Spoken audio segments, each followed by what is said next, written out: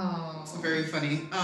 But funny that we actually very organically got into this conversation about gender because that's kind of what we're wanting to talk about. I mean, now having discussed the fact that obviously there's recognition of more than two genders, but when we talk about gender roles, we're talking about the social constructs. So these traditional gender roles of for men, women, or what have you, but sort of these constructs that say you should act a certain way, be seen a certain way, respond a certain way, dress a certain way. So that's kind of what we want to talk about, what to delve into a little bit today.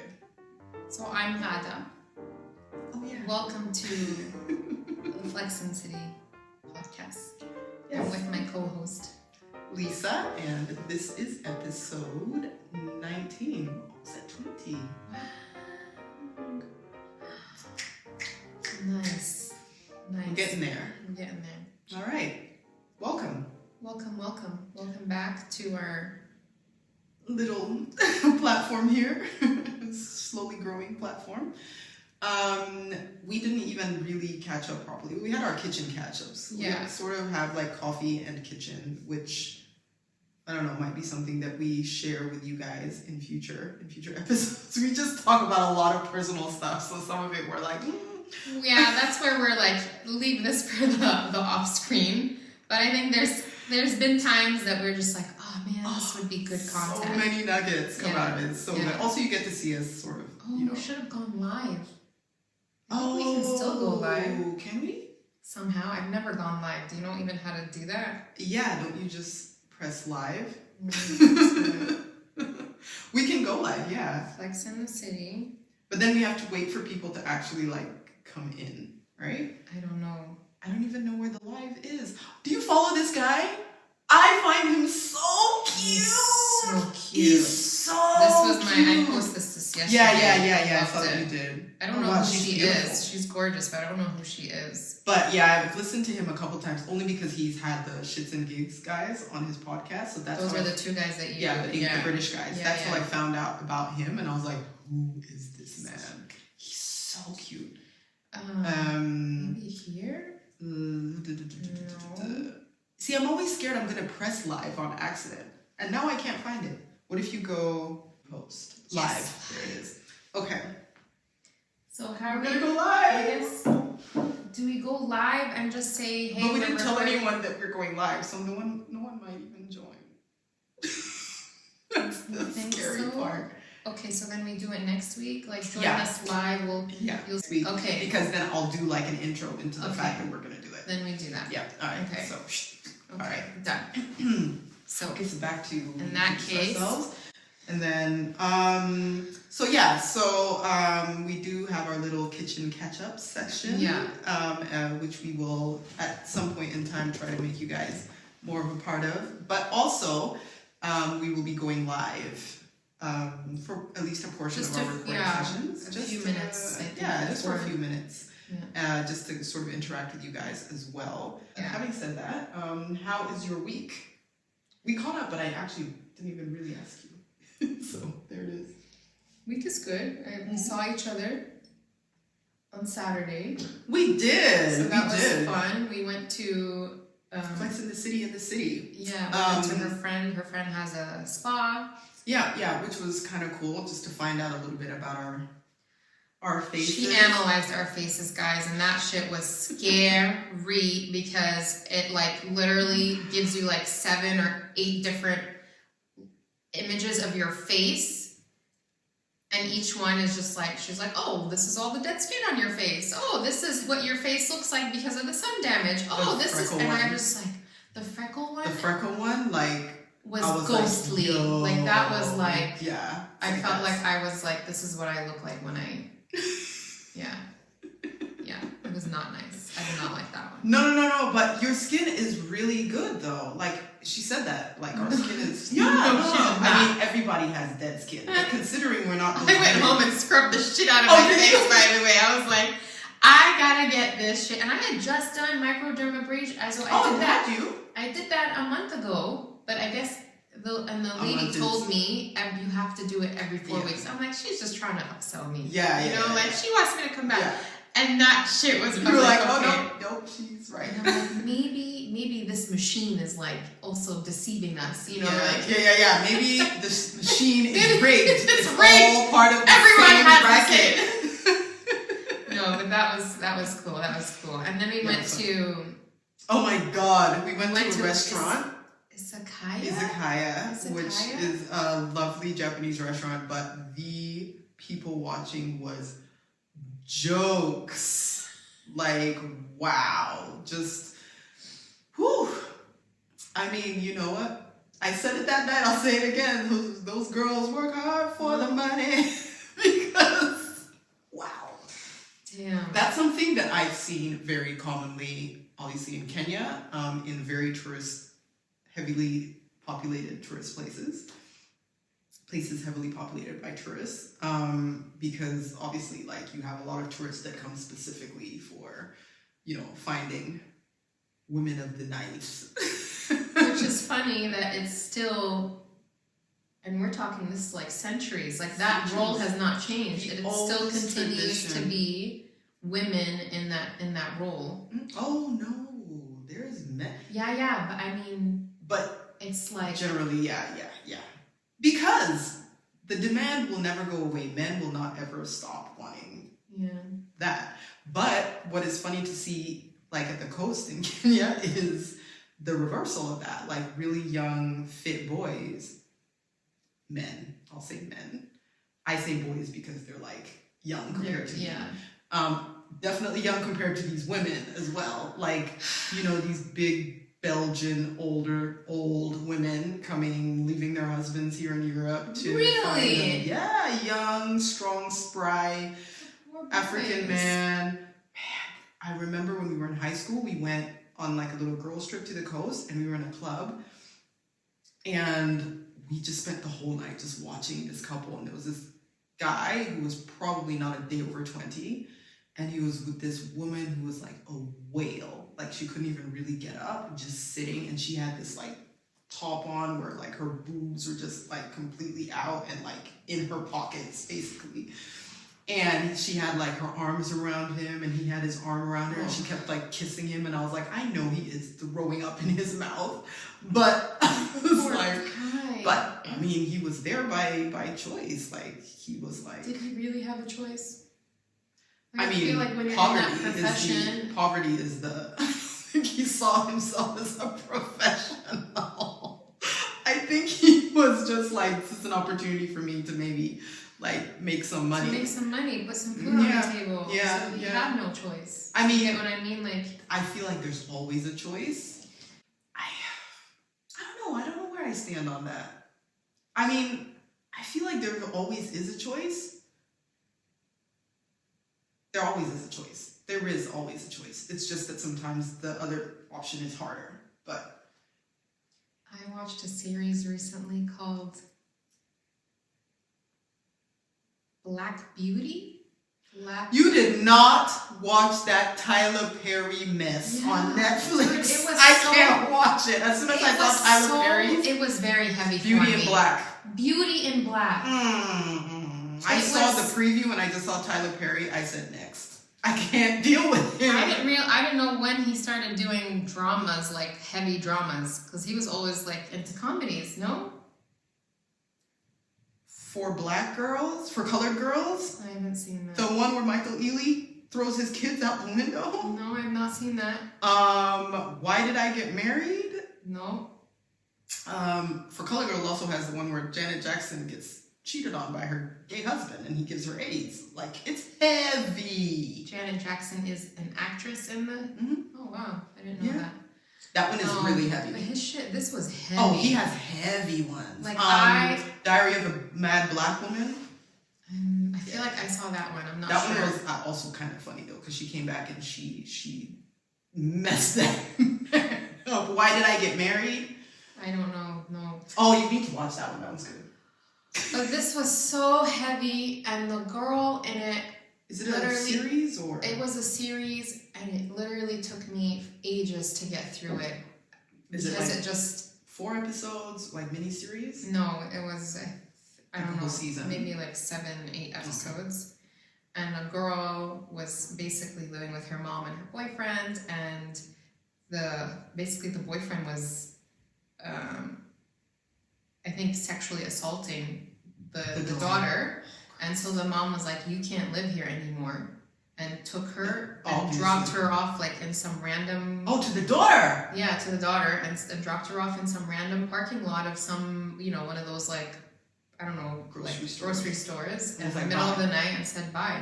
Like, in her head, I guess she's trying to protect her, but at the same time, it's like, get rid of your man. She's traumatized, so she's actually trying to protect her marriage and sees her daughter as a threat. Yeah, and then so she ends up meeting this other girl, and this other girl was like, hey, I have a quick fix to be able to make some money and be able to support, like, do you want to help me? And it had something to do with smuggling drugs through an airport.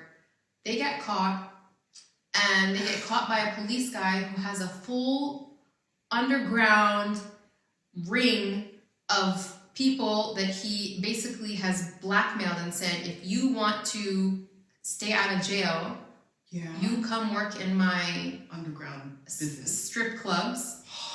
I knew it was a strip club. You pay back your penalties by working for me. So you're working for nothing. You're working for nothing. And the shit that you see, and she literally had no choice. She was like, either go to jail or do this. And so in that... But it's a strip club where they have to like sleep with them? Yes. Oh, come on! Yes. I was gonna say, maybe I could... No. They were sleeping with, like, they had to sleep with their clients. And then they would be sent on missions. Like, they had like these rich guys who would be like, oh, I want you to send me so-and-so, because they were in with this... Delivery. They were in with this police officer who was also in charge of like this rich family's security. So he was doing all this like, man, this guy is shady work also. All over. Yeah, and I just kept Googling. I was like, please be a nice guy in real life. Please be, because listen, it's like, there's so many actors that are dead to me for life because of a role they played too well. Yes. And I'm like, you're done. You're done. How do you even, I would be vomiting during these, like, that's... Yeah, I would be apologizing after every scene. Yeah. I'm so sorry. Please, this is not who I am. This is not... Oh my God. Yeah, like, in that regard, like, she had no choice. She still has a choice. To go to jail. I'm just saying the other option might be harder. But... Yeah. So and the thing is, you're going to end up going to jail and probably get raped by a correctional officer in jail anyway. Yeah. And be in jail. Yeah. Oh, shit. I don't know. But it was like... Yeah, that's hard. Like, when I say there's always a choice, there is always a choice. It's just that there's sometimes an option that's much harder than one. And it made me so mad, if we're talking gender roles, because this man was literally dictating these ladies' every move. Yeah, like the terms of how they move, how they eat, how they function, how they live, all of that. Like, he would, like, he said jump, you jump. You know what I mean? Like, that's like, and that for me was like a hard pill to swallow, to see in 2024, like, what you're watching on, okay, it's a show, but it's like... But it comes from something. Yeah. There's people, that's their life. Yeah. That's their life story. Yeah. So it's just not... I still, when I see, like, women in that, like, in a role where they have no power and have no say and no control, like, that does not... It still doesn't, like... It's really hard. It's a hard pill to swallow. It is really hard. I really find a lot of discomfort with that as well. And then what I've realized has shifted over the years, because I have sons, is I'm so aware of how men deal with, or I've become aware, I can't say I'm so aware, but I've become more aware of how men deal with powerful women, and when I say powerful, that can be across the spectrum. There's women who are powerful, confident, like assertive, and so all of the positive sides of that. But then there's also women who like really degrade men, which I'm not a fan of. Like, I hate that. I don't think either role. I don't think either gender. Of course, and is And we, by genders, and everyone we in between. Yeah, by genders, like in this, I think for this episode, we said we wanted to make it clear that we're dealing with binary gender roles. Yeah, exactly. Yeah. So we're dealing with, like, because those are the ones that are socially constructed. I Yeah. mean, I think the other ones are still developing, but Yeah. we have clear social constructs on binary gender roles. And I think that to me really hits me hard, because I know that men internalize that, like, when they're really stepped on by a woman, or there's some men who might act out, but like I think that like bruise, and then it becomes and boils over into like a violent act. So like there's a statistic that says that, like, I don't remember what the exact numbers are, but like something like 8 out of 10 partner killings are by men against women. Because and they've been... it's usually the partner. Like, it's usually an ex or a current that does it. And it's usually men against women. So, but were they being put down by the women? Is that what you're trying to say? Or what I'm saying is it might be a situation of that, and I'll tell you where that sort of comes from, because I also watched a docu on it. I think it might not necessarily be in that relationship that they're in, but maybe as a child, they were put down like that by their mom, and they developed this sort of aversion or sensitivity to the point where even if the woman is not so subjugating to them in their life, they're triggered. Yeah. And certainly if she is, they're more triggered than a man who maybe doesn't have that background, but because he's held it all in and it's been internalized, it's just coming out as a violent act. It was a documentary I watched where this woman was in a relationship with a man. They had 2 kids. They were like one of those internet couples back in the Facebook days. And they were like, oh, we have 2 little girls. And she was like, oh, I'm pregnant. I'm having a little boy now, finally. And so their whole life was on the internet. And she traveled for work.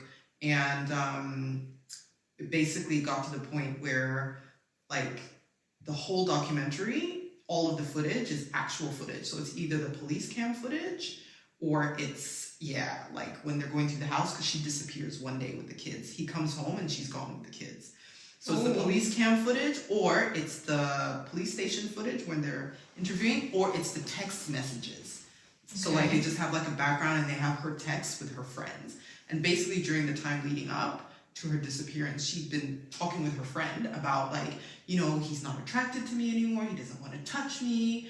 They had her text with him where she's like, you know, we're away with your kids. You won't even call us. Like, grow some balls. Be a man about your shit. Like, stand up to your family.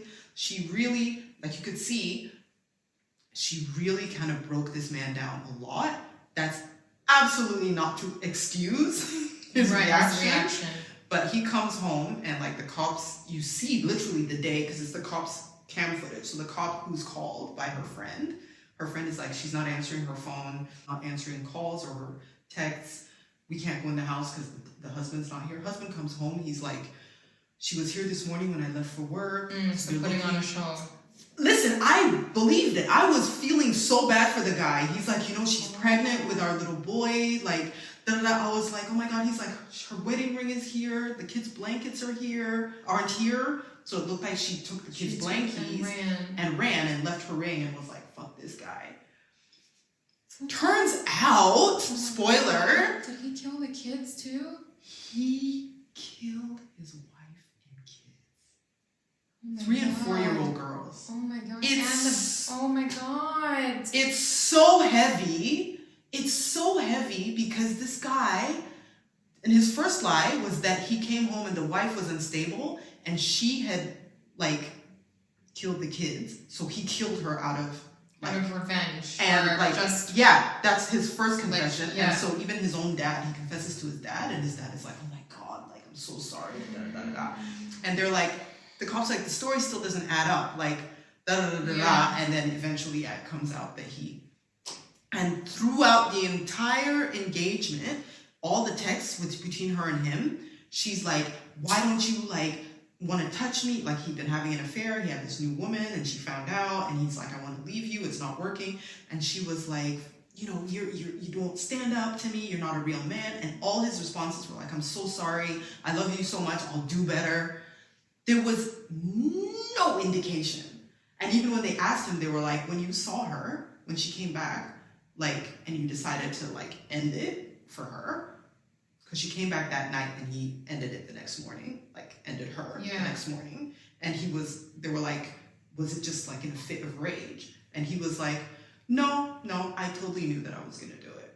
And even when she came home that night, I was like, yeah, I'm gonna do it. And he even like had sex with her that night and everything. And then, and the kids walked in on him. Yeah. Like, it's extreme. I don't know if you should watch it because it's a lot. I can't. No, those things I can't, especially when it with the involves kids. Yeah, I actually watched that one because I didn't want to watch a different one because it keeps recommending that John Benet Ramsey one. Oh my god, that one is... It keeps coming on my list, and I'm like, I'm not going to watch that one because that's also like, a kid disappearing. It's a kid, and I was like, I don't want to talk about anything that has to do with a kid disappearing. And then it was like, you know, what's it called? American Nightmare, Murder Next Door. And I was like, this sounds lighter. Yeah. Because at least it's not like about kids. Oh no, it was all about kids. Oh shit. It was so full on. Oh my god. But what really stood out to me was the fact that like, one, that statistic that came out of it, that like most of the partner killings you find are men against women. And the fact that this guy had been so like below the radar, just like this like placid river throughout the whole time, and this woman is just God. Not that she ever deserved what came, but like just the fact that like men react to repeated trauma so differently than women. And for me, I was like, shit. He just couldn't handle being... He just... Like, I'm sure if... like, I'm curious how he'd handle another guy putting him down the same way. Yeah, like, I don't know. It didn't seem that he had any issues with, like, even at work. His work was okay. His relationship with his parents even said, we're so shocked at this. But even, like, at his sentencing hearing, they were like, we forgive you, his parents. Like, it seemed that he had, from what we were shown, he was a healthy relationship. Competent. Like, he... Yeah, he wasn't... I mean, obviously something's off in there. But, obviously. Yeah. But the fact that he was just so sociopathic to the point where, like, he was so calm throughout the point where he was receiving this abuse, you know? Yeah. Whereas girls, I think, a lot of girls don't say it out loud, but you might see the signs of abuse a little bit more easily. And that made me just think, shit, like, it's so important to always, we talked about this last week, we mentioned when we messaged and we said boys need hugs more. Yeah. Yeah, that the fact that they're not going to reach out, they're less likely to reach out for the hug, they're less likely to ask for one, but they need even them less more. likely to ask for help, like in general. Yeah. That's a new thing. If you haven't heard that, your boys need longer hugs than apparently your daughters do. I think with everyone consent. With consent. Everyone needs a hug, but yeah, the boys, it really it does something different to them emotionally. It was full on. So yeah, like that just really hit me with the fact that like we have these roles where we want to be strong women and assertive and say, you know what, like my man's not treating me right. I want to be able to tell him that and da. But also on the flip side, there's the awareness of being conscious that how you say things and how you communicate can also be a form of abuse to a man. And you might both be in an abusive relationship based on just how both of you are receiving what you're putting out, you know what I mean? And which is partly why it's so important to deal with your trauma before you get into relationships. But a lot of us obviously don't know it's there until you face it. Until it's too late. Yeah, until something triggers it. But so I feel like, you know, like especially if I had daughters, and certainly with my sisters and I, we've been raised to be very strong, assertive, independent women. Mm-hmm. And with that, we've, at least for myself, and certainly for my sister as well, I think, we've had to learn how to soften that. We've had to learn how to actually adapt to aspects of the gender role of females, which is, I think, not such a bad thing. I think part of our society tells us, you know, fuck that, women don't belong in the kitchen and da-da-da and all of this stuff. And yeah, like, we don't belong there. But I think there is a softness that comes with, we're made to be able to be, I think, more adaptable, certainly more adaptable than men. And I think leaning into that softness is such a beautiful thing, or embracing femininity, whatever you want to call it. I think, I don't like the word femininity though, but embracing your feminine side, because men also have they also have a feminine. We also have a masculine and side. I think the balancing the masculine, I'll say it that way, balancing the masculine and the feminine is energy. Yeah, both of those energies is it's a continuous process, but I think it's so good to be able to do that, because when you are balanced, then it's not really a matter of, he makes me cook for him, or he makes me clean for him, or, it's more that we are together in this. We are a unit, we are building a life, and we have something that betters that life that we're building together. So, my issue only becomes when it's like expectation. No. You cook, you clean. Always, yeah. That's which I think from our cultures, that's probably ingrained in us. Although you say you were raised in a household where to be very independent, but was your mother very much the one in the kitchen cooking? She cooked like when we were like at the vacation house and stuff like that. But like, I mean, similar to like in the Middle East, we had people cooking for us, because that's typical back home. But your mom didn't worked, come. right? Yeah, and my mom was the primary breadwinner. Like, my dad worked too, but my mom earned more than my dad for most of my life. And then, is that normal in Kenya? No. Okay. Certainly not for their generation. So you already grew up in a household that was a little bit unconventional. Yeah, unconventional if we're talking gender roles. Yeah, absolutely, in that respect. Although, when it came to anything to do with the house, like groceries, overseeing the house staff, or, making sure the house was clean, or training, my dad, to this day, doesn't touch none of that. Right. And one thing is, actually, I just remembered a funny story. When I was in college, you know how you're in college and you're like, I'm taking sociology and I know everything, right? I took Psych 102. Everyone took sociology and was like, I got it. I get it now. I know everything about everything. I could go and be a profiler for CSI. Yes. Like, I know everything right now. Anyway, so I came back home for the summer after my first like psych and sociology classes, and I was like, I know everything. I think I was like 20. And I'm sitting at home, and one thing that I notice my mom always does is no matter what, no matter where the jug of water is, no matter none of that, she always will pour my father's glass first. Yeah, and she'll always pour it, and she'll take a sip, and then she'll put it down. Interesting. Now, that's a very traditional thing for us, because traditionally, I think it's a way of showing that, like, I'm making sure it's perfect for you. The temperature and everything is perfect. And I didn't poison it. Basically, maybe that. Because, in the village, God knows women had every reason. I'm sick of every reason. And they be doing it still. I'm done. To be honest. Anyway, we digress. So I noticed that she did that. And I also noticed that, like, when we finished eating, again, like, we all clear our plate and at least like put it in the kitchen or something. Like, she'd always take my dad's plate. So me, in my newly acquired sociology knowledge, I was like, you know what, Dad, you have legs. Like, why would you make your wife, do all of this for you? Why does she have to pour your water? Mom, why do you have to pour his water for him? He can pour his water. He has 2 hands. Oh my God. I would go off about it. Did they get in a stick? They make you get in a stick? I was quick. I was too quick for them at that point. I would have slipped the Lil Kim on them and gotten out of the house. But, I was speaking out of my backside completely. And just like went off about it completely. And, my dad's really quiet.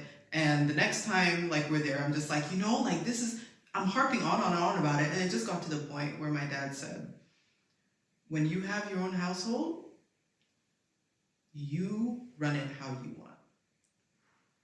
This is my household. I was like. But your mom said nothing? She didn't say nothing. Which is rare for my mom too, because But she's not the silent type, not the dismissive. Nah, she would get into it. She and I get into it a lot because I get it from her. Yeah. So yeah, she would just like kind of be like like brush it off. But like I really mostly went in on my dad about it. Like I would mostly target him about it because I'm like, you're the one who's not getting up. Like I was feeling like Ma is forced into this role. So I was more coming at my dad. And he was just like, and I was just like, oh, my house is going to be so different. Like, there'll be nothing like that. I'm not getting no food for no man. And how is your household now? That's not the point of the story. The point of the story is, I think he responded to me in the right way. Not only like letting me know that I was speaking out of turn because that's not my house. It's not my marriage. It's not, you know, everyone has their own way. But I think it was also his way of recognizing that when I'm in a relationship that is like a marital one, then my views will change and develop. And he was kind of recognizing that I was still very immature without saying it. Right. So I look back at that moment and I'm like, you get it now? Responded in a very loving way because I would be like, shut the hell up. What do you know about life? You know? And because now, like, I realize why my mom did that with all of the unconventional strong woman, you know, higher earner, all of these things. There's a joy that you derive from it. There's a level of love there too. There's love and there's just a level of like, yeah, that's an act of, it's an expression of love. And it was lovely for her to do it. And that's how I feel about it. Do you feel... Provided it's not demanded. Yes. Yeah. Do you feel like now in 2024 with this whole, you know, with feminism and all of that, like, do you feel like those kind of, like, those traditional roles, like, a woman cooking for her family has now been like almost like it's like degrading like for a woman to be cooking for her family now, as opposed to you know, like women now are like, no, you shouldn't be in the kitchen. But then there's like these, have you seen these I don't know what you call them, homesteaders or something like that? No. The ones that are like, they always have these videos of women like with their aprons on in the kitchen and they're always baking something. Stop it. And they say, is it on social media? Yeah, it's all over social media. I don't know what they call it. Homesteaders are people who, homesteaders might be something else. They're ones that are actually like making everything themselves, like pickling and doing that. But these ladies, there's another name for them where basically they're like Stepford wives. Kind of like they're basically saying, they're not, I don't think they're saying it in so many words, but basically like saying, screw feminism, women, it's okay for women to be in the kitchen because I love my family and I want to, you know, take on that role for my family and show them how much I love them by taking care of them through the food, through the house, through all of that. Right. And so now it's like, you know, like then you have like you and me, like we want to be earning money, we want to be out there like making shit happen. Yeah. But I also like, I don't know about you, but like I enjoy cooking for my kids. Absolutely. I enjoy, and we've done both. You know, we've been the career women who come home and still cook. Like, yeah. But there's still a bit of me now, like, you know, with starting my own business and whatever, like we can be completely honest. Like there are days where I don't have much to do for my business. So I am at home. So it really is like I'm a housewife, a Stepford wife or whatever. So there's this like level of guilt there. Like, oh, I'm at home just taking care of my kids.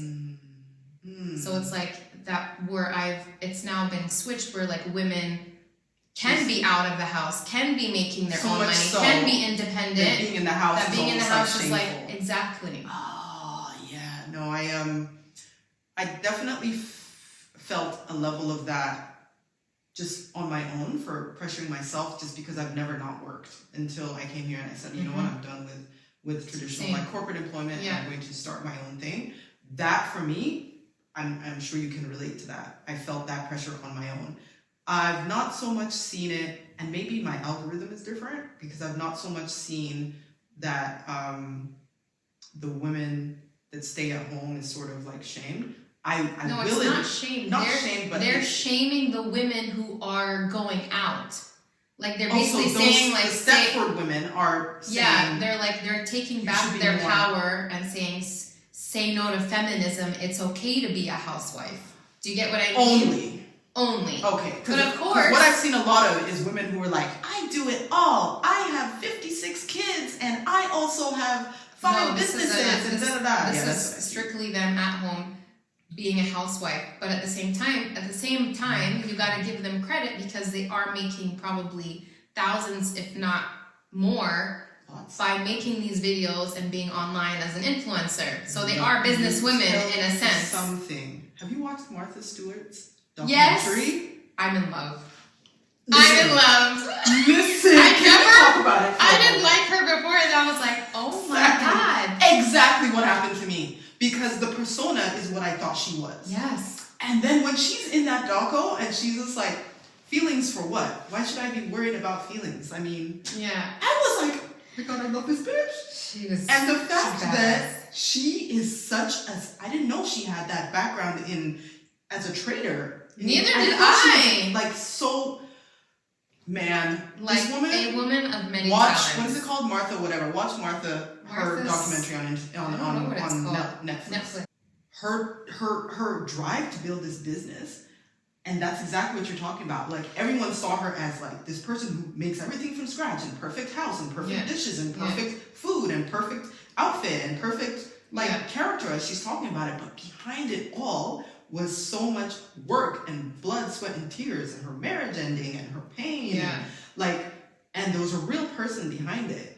And for me, I was like, all right, the fact that she's that successful and the fact that, you know, she built this empire pretty much on her own, like, it's a testament to the fact that I think 2 things. One, it's a testament to the fact that we want on some level to see that sort of perfect homemaker, makes it look easy. At the same time, there's a part of us that kind of like resents it. Yeah. Because I used to be like, this bitch, like, one, I'm never gonna buy Martha Stewart anything because it's just gonna be too, you know what I mean? I was like, I'm never gonna buy a cookbook from her because I don't want to make sausage from scratch. Yeah. Like, I'm gonna buy it. I'm not gonna like be casing my own sausage in the house.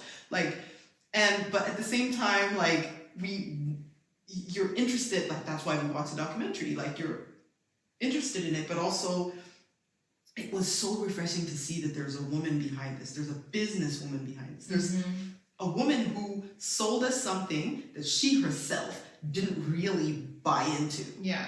That's the part that I really like. Yeah. That she made an empire out of realizing that people love to see this. And she's like, oh no, it's all an illusion. And I know that. Yeah. But I'm just going to get paid. And so, like, that's what I think about with a lot of the influencers, too, is I'm like, they're doing all of this perfect. The only example I have, because I've not seen the Stepford Wives type ones that you're talking about. I will send you next time. I've seen, is her name Nara Smith? The biracial chick who is always in, like, couture. Yes. And she talks and like, she does breast, like, she has, like... And she does cooking, like she cooks in like couture or whatever, something like that. Yeah. She's South African. Yeah. So that's the only version of someone, because she makes everything from scratch. Right. Like the one where she's like, we got home from a trip and my husband was really craving a hot dog. Seducing the camera. So I decided to make him a hot dog from scratch. And she literally like chops the meat and puts the casings together and makes her own mustard and everything and bread. And yeah, but like that's the only version of those ones I've seen. I can't follow her because her voice just yeah. But I love her outfits and I just think it's hilarious how because I think she's also kind of, it's tongue in cheek a little bit. Like she's just like, I'm in all of this couture and I'm making this like food perfectly. And but yeah, I have to mute it most of the time. But she is the only version I've seen, and I'm like, I know there's so much work that goes on behind the scenes for that, and in large part, she probably is like, this is kind of bullshit, but I'm getting paid. Because no one can live like that. Just like these wives that I'm talking about. Yeah. So it could be that they're in it for. they're first of all being controversial. Yeah. So that definitely turns heads. Exactly. Because they are saying like no to feminism, no to whatever, like be in the kitchen, it's okay to be in the kitchen. Yeah. Not that because the stuff inside the house was not hard labor. Whatever. That's another. I know, right? But like, so now for me, it's very important, like, that Khaled has specific, like he knows that it's not just me that does the laundry. Yeah. It's not just me that makes the bed. It's not just me that vacuums. It's not just me. Okay, sometimes I actually... but it's the OCD. No, I'm like, you're gonna fuck it out. I swear, there are days where I will go like as an experiment just to see how long... If you don't do it. If I don't do it. And I swear, especially when I was sick, like a month or so ago, I literally could not get out of bed. And I think a full week of no one picking up the Dyson and just nothing. And the laundry bathrooms, nothing. The laundry was like a mountain. But what's cool? And everyone sees the laundry. Everyone like, you're adding your shit to it. And they come and they say, and my little one always comes and says, "Mom, there's a mountain again." Like, you always say that. I'm like, somebody do something about the damn mountain. But he's so sweet, but he doesn't come and say it to me as in like, "Mom, it's your job." Yeah. He'd be like, "Look at what these boys have done." Do you get what I mean? So sweet. Yeah. But yeah.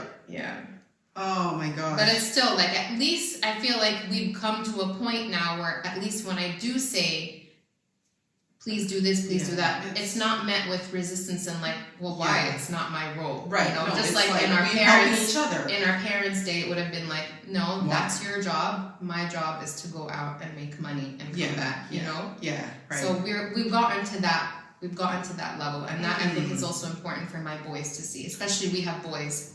They're not going to get married one day and have, their partner taking care of their every need. You know? No, I'm very much of the same. I'm just like, you know what? Like, they have to grow up and be the guy who, before he has a woman, if she comes over, his house is going to be clean. Yeah. His kitchen and bathroom are going to be spotless. Yeah. He's going to know how to cook. Yeah. He's going to know how to, do his own laundry. Ladies, you're welcome. Ladies of the future. Girls, as you're growing up, you're welcome. Because, like, we're doing what we can.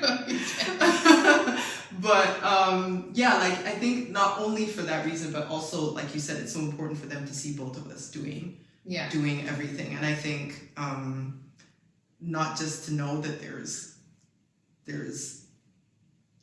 keeping the house together is a part of everyone's task, but also that, you know what, when there's something, someone needs help, someone needs support, it's my job as their partner to support them, whatever it might be. Yeah. And so I think that's also good for them to see. What we do see with the gender roles over time is that, yes, they expand a little bit and they change a little bit over time. You have like the 60s wife who's like in the kitchen with the apron, like really happy to be there. And then, you have sort of like women that are more liberated later on. And then you have, like I said to you before, this era, the superhero era, where like you have like Lara Croft type of characters where there's a lot of women who are in this like hero role outside of the house, very physical, but still always very feminine. Yeah. But still kind of always able to jump back and forth. Sort of expanding the fact that women can be physical and strong, but still having on some level to maintain that. So that's expanding the role. And then coming into an era where, at least what I see a lot on my algorithm, which is like, I'm the mom who does everything. I have 15 kids and I snapped back in 12 hours after giving birth. And then, went back to work after 15 minutes and my house is spick and span and I cook Michelin star dinners every night. So not realistic, not real life. Right, but that's what I see a lot of. Yeah. And, this is one mom I follow and she has 5 kids. She has 8 different businesses. She's a trainer. She has 8 different businesses. She has, she literally posted a photo of her holding her 2-month-old and she already had her 6-pack bag. 2-week-old, sorry, not 2-month-old, 2-week-old, 5 kids, and I can't imagine 5 kids. And she'll show like the piles of laundry in the house and like the folding, and I'm up at 4 a.m. anyway to start my day. With a smile on her face. Exactly. And she's like, if I don't get my workout in, I put the kids to bed and I'm in my garage on the assault bike at 11 o'clock at night, type of thing. And you find a lot of that. And so it's kind of morphed into the role of the homemaker is still there and the mother, but it's like there's now this whole expectation that yes, you're meant to be a businesswoman as well, successfully so, like still look good after having a baby and still and all of this. So it expands, right? And then what happens is that becomes... You're referring to social media. Yeah. Okay. Definitely. Yeah. Social media, and I think which influences society. Yeah. Or mirrors society, depending on chicken egg situation. Yeah. But and then the celebrities and also like... Yeah, I would say influences society because I think a lot of what we see on social media isn't actually the reality. No. Right. So, for sure. Yeah. How people are actually living is probably very different. But it influences, at least, especially onlookers, and you're like, wow, like, okay, well, so what's my excuse with, my 2 kids and not like having a 6-pack and 8 businesses and waking up at 4 a.m. Like, I have no excuse that I didn't fold the laundry yesterday. And it creates this really strong mental pressure, like this psychological pressure where even when you do everything you're meant to or you need to, you're like, there's still someone You're who's still doing dropping more. the ball somewhere. Exactly. And that pressure is now coming from other women, which we've, I think, talked about before. The pressure that women put on each other. Yeah, so I don't think there's a lot of men these days, at least not by my experience, who are like, I need a woman to be, like fit and bear me 11 children and also be the primary breadwinner and Like, I don't feel that pressure is so much from the men anymore. Yeah. I think it's coming mostly from the women's side, at least from my perspective. Yeah, I think they've redefined what their roles are, and they've, because we're always saying that women can do everything. Yeah, and we're incredibly competitive against each other. Yeah, which is sad. I mean, I guess by nature, like, we needed that competitiveness. We needed it because there's more of us. The strong survive. Yeah, strong survive. We all want the alpha male, and there's more of us. Of course, yeah. But it's just, I think it's just unnecessary pressure now that we're really, putting, of course. And there's like this is where it just really disturbs me with social media, because there is one woman I do follow. She's an Arab fitness instructor named Rilla. Mm-hmm. And what I loved was recently she put up a post where she was like, you guys see that I do a lot and I post a lot on Instagram, but let me show you what it looks like for real. And she was like, and she just had a baby. Well, not just had, I think her baby maybe is like a year and a half now. Okay. But she's got her 6-pack back. She also had diastasis recti and all that. And she was like, she's always showing off her 6-pack and whatever. And she was like, but let me show you what my workouts really look like. She's like, I'm always in my pajamas. And she's showing her, like, my workouts, like, literally include me picking up my child, like, doing squats with my kid. The laundry's always a mess. Like, she wasn't trying to paint a perfect picture like this one that you're talking about. Right. So this is what I was like, this is what I feel like. I need to change my algorithm, it looks like. Yeah, I was like, okay, hello, son. You're... Am I on stage? Like spotlight, I love it. It really looks like, but that's good lighting. Is it? Yeah. I feel like I'm glowing, but like it. Too much. But can you see? Like, is it blinding you? No, I can see. Bring it forward? No, I can see, but like, you see here, you see like my contours. Now here, it's like, yikes. So maybe bring it forward. No, it's gonna move though. It's just because it's against the window across the street. But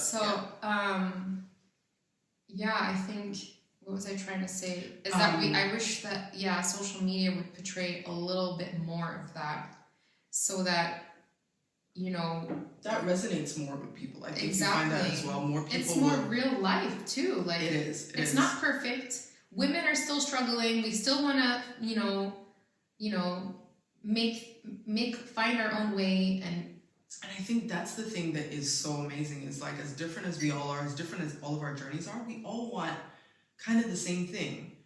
We all kind of just really want like to do well for our families, to have healthy and happy kids and partners, and have a home that we love and create warmth. And so we all kind of have the same goal, and to feel sexy and to look good, you know? Yeah. And, but everyone's way of getting there is so different. And I love when people are like, listen, I'm still on my way. Here's the journey so far. Some people are like, I got there, but listen, it was rocky as fuck. Yeah. And yeah, that definitely resonates more with people. I know, like, even with my own posts, when I've been raw and like nervous about sharing something, and I'm like, oh my God, I look like shit. But I'm just gonna put it out there. That's when you get the most interaction, response and engagement. Yeah, it's the most. And people love real. But at the same time, we're the same people that impose expectation on ourselves that is unrealistic. It's just weird. It's weird. It goes back to Martha Stewart. Like, I think if Martha Stewart was how Martha Stewart we see her now, she would not have been Martha. She would not have been received the same way. She wouldn't have been the Martha we know. No, and this is why also she was met with a lot of criticism though at that time, because she was such a successful businesswoman for that time, and the men were like, a woman is doing this based off of house, cooking and housework and all that. Like, how is she doing this? They couldn't wrap their brains around that. And I love that about it. I love that she was like, I'm gonna like play in the field that you guys have like pushed us into and do better than all of you. Yeah. At your field. Yeah. In mine. Yeah. I loved it. Oh, so inspiring. What do you think or foresee is the evolution for gender roles? Like, what do you see it sort of becoming now that we kind of have a glimpse into how our kids are growing up, their generation? I see a lot more of men and women, like it just being a given when they're, when they have a household, that the roles are shared. There is no, you do this, and I just work. I think we're totally moving towards that. Yeah, I think because if I had a daughter, I definitely would be raising her in a way where I'd say, you definitely want to be independent. You don't want to, you don't want to, you want to make your own money and always be self-sufficient, have your own. Yeah. And that whenever you get into a relationship, it's an equal partnership from the beginning. So are you a proponent of 50-50 everything? All right, maybe marriage is a bit different, but dating. If people are dating pretty seriously and they move in together, do you feel like everything is 50-50? I think no, it depends on if we're talking income, the earning. Yeah, so if income. Whoever, and that's where I'm not against, for example, if the woman is making more money, then she, for example, could be taking care of the rent, or based off the percentages, she takes 70% and the man puts in 30, they or find a way, vice versa. So I don't think 50-50 is the right way to go share about it. But share, exactly. Yeah, exactly. I think I'm of the same. Yeah, I'm because we're in a world where still men earn potentially. Their earning potential is more than women, but I'm hoping that changes. In most of the relationships I've been in all of the relationships I've been in, I've earned more. So she works hard for the money. Not like those other women that we talked about before. Not that kind of work. For the record, I need a different theme song. Didn't you keep singing that song on Saturday? I did every time because that girl was laughing so hard at that old guy, and I was like, oh my God, honey, he is not that funny. He's not that funny. Nothing is that funny in life. To have all of your teeth out, all of them. Let me not laugh at people's teeth because I'm about to have a tooth pulled. I told you about that, right? No, you just mentioned it in passing. This one is gonna be pulled, Why? and it's going to be out for like 6 months. Why? So I'm gonna be laughing like a manga character for 6 months, because it's the one I had like 15 root canal, no, 2 root canals on, and it has a crack in it, and so that really can't be. Oh, it has a shit. crack in the root, so yeah, I gotta get a crown, a fake one, put in That's there, rough. and they have to do the implant. So it takes 3 months for the extraction, and then the implant to be put in, and then I have to wait 3 months again for them to then put the tooth in there. And I was like, listen, honey, to the dentist, I can't walk around. My smile is really wide, and I will forget. And my friends are shit. They won't let me forget. They will clown me.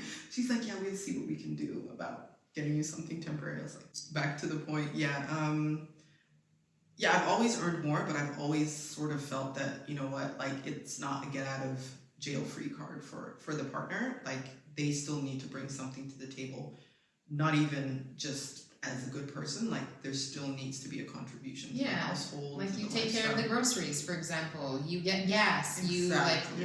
There's little ways that you can do that. You know? Yeah. So, I think so.